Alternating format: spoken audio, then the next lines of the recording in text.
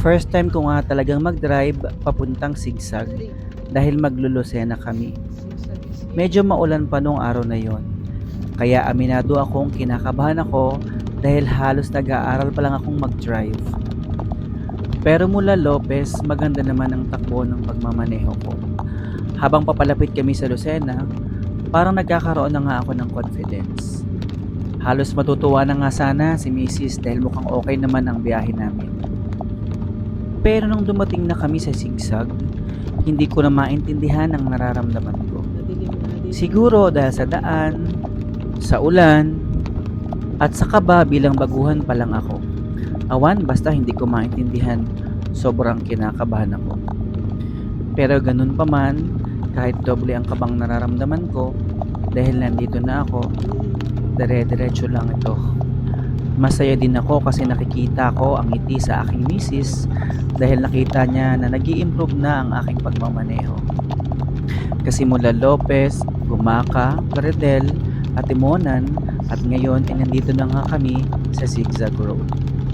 At ayun na nga, dahil sobrang hindi ko maintindihan ang aking nararamdaman. Magkahalong excitement at kaba,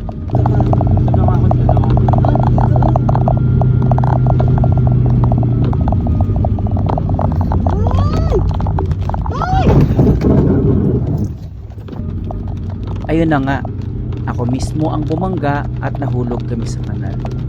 Mabuti na lang at hindi malalim ang kanal at walang nangyaring masama sa amin.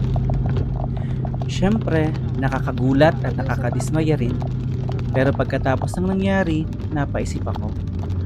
Parang ganito rin pala ang buhay natin bilang isang Kristiyano. Minsan, akala natin okay na tayo. Nagkakaroon tayo ng confidence at ang iniisip natin, kaya natin to. Pero may mga pagkakataon na dahil sa isang maling desisyon, kakulangan sa focus o sobrang tiwala sa sarili, maaari tayong maligaw ng direksyon. Hindi masama ang matutong magtiwala sa sarili. Pero higit sa lahat, kailangan nating matutong magtiwala sa Diyos. Sa bawat liko ng buhay, huwag nating isipin na kaya nating mag-isa. Kailangan natin ang gabay ng Panginoon. At kapag nagkamali tayo at parang nahulog sa kanal, bumangon, matuto at magpatuloy. Dahil hindi naman matatapos ang biyahe dahil lang sa isang pagkakamali. To God be the glory and shalom.